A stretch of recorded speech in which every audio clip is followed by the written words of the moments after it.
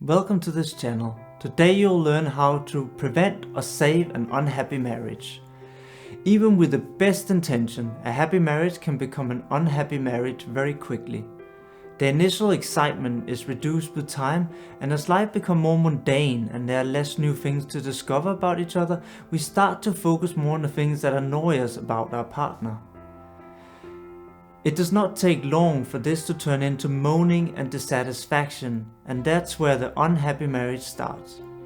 It was no one's fault, it just slowly slipped. Now with a few tools and some awareness you can prevent this from happening and even save your marriage if you're stuck in an unhappy one. Today I want to focus on 3 areas that will prevent and save an unhappy marriage and even return it to a flourishing one. And hey, if you implement this, it will even create a happy marriage. Number 1, the need to feel safe. We all have the need to feel safe. However, one of the most common causes of unhappiness are lack of safety in a marriage. Often one person feels unsafe, and that often leads to controlling or attacking or blaming behavior in a hope of giving some response.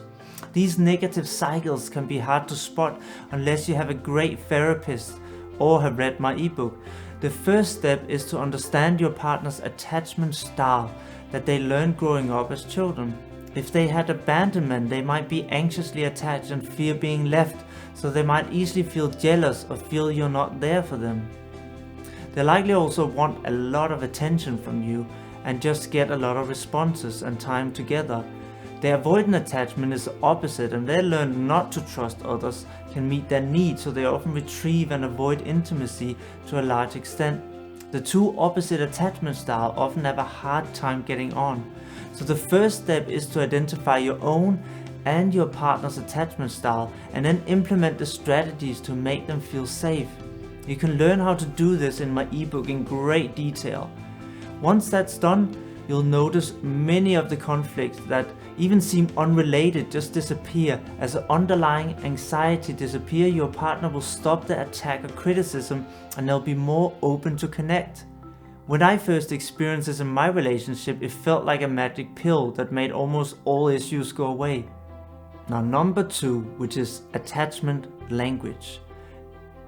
Now, avoiding an unhappy marriage is only part of the equation. I want you to have a happy marriage, and the next step is to learn each other's attachment language. I know, a bit like speaking different languages. You might feel you do so much for your partner, and yet it seems to have little impact. It does not bring you closer, and they're still complaining or avoiding connection. No wonder you eventually feel like just giving up and can't be bothered. However, the solution could be very simple and turn that unhappy marriage into a happy one. The attachment languages are ways we feel important, valued and cared for by our significant others. We all have different ways we feel valued, important and cared for based on the experiences we had with our main caregivers when we grew up. As social creatures, we all have a need to feel important and valued by those close to us. It's an evolutionary survival strategy, and some of the most primal and strong emotions we experience are relating to this. It makes us feel safe and connected when we know we are important and valued by our significant others. We all experience feeling valued and important in different ways. So to connect with your partner, you must learn what their attachment language is so you can make them feel safe and cared for. If as a child your father gave you gifts when he came home from his long business trips, you might have associated being important as someone giving you gifts, so this makes you feel special and close to someone. For someone else, they might have had a lot of cuddling and stories on the sofa with their parents, so they feel important, special and connected when they get touched. These are just different ways of communicating the same thing. These attachment languages are learned based on how we were made to feel important and special. We can have more than one attachment languages depending on what we experienced. The reason it's so important to know your partner's attachment language is that you can spend all your energy and money buying gifts for your partner, but it'll have no impact if their attachment language is something completely different. By knowing their attachment language, you can make them feel safely attached and valued. If you want to learn how to identify your own and your partner's attachment language and how to give them what they need, then check out my ebook. Again, there's so many details on this. Let's look at number 3 now, which is boundaries. Violating boundaries create resentment, the number one killer of relationship and a guaranteed way to an unhappy marriage. As young children, we often learn to disregard our boundaries because adults unintentionally or intentionally violate our boundaries all the time. We often also learn to prioritize other people's needs above our own. As adults, that often makes it hard for us to know our own boundaries and how to actually enforce them with our partner. We are often so out of touch that we don't even know when we are letting others violate our boundaries until it's too late. Is your boss speaking down to you or giving you a slap on the bum? Are your friends pushing you to drink more than you actually want when you go out? Or is your boyfriend pressuring you into sexual exploration you don't actually really want to? We constantly allow our boundaries to be overstepped, whether we are aware of it or not, which brings me to the point that allowing our boundaries to be violated, and more so repeatedly, is damaging both emotionally and physical and will cause resentment in a relationship. It's often categorized as being selfish when we listen to our boundaries and say no or stop.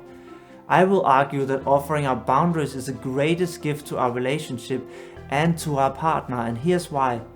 Firstly, because it will prevent resentment to build and will actually save the relationship. Boundaries are therefore a gift that you offer your partner. Setting clear boundaries not only protects you, but also ensures trust is built, since your partner can now trust that you can actually take care of yourself. And that can also allow them to feel more free to express their needs, and they don't have to be concerned about overstepping your boundaries. If you end up having obligatory sex, you're teaching your body that sex is not enjoyable, and you'll eventually shut down your desire. Listen to your body and respect your boundaries. So respecting your own boundaries is critical.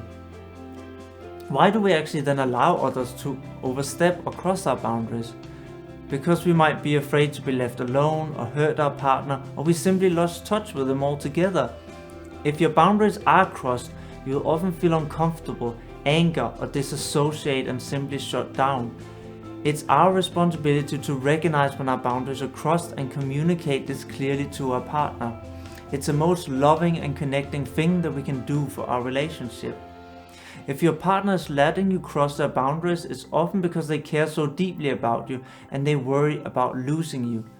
This does not mean crossing their boundaries is not harmful to the relationship, so be aware of that. Boundaries are based on our personal experiences and they don't need any justification.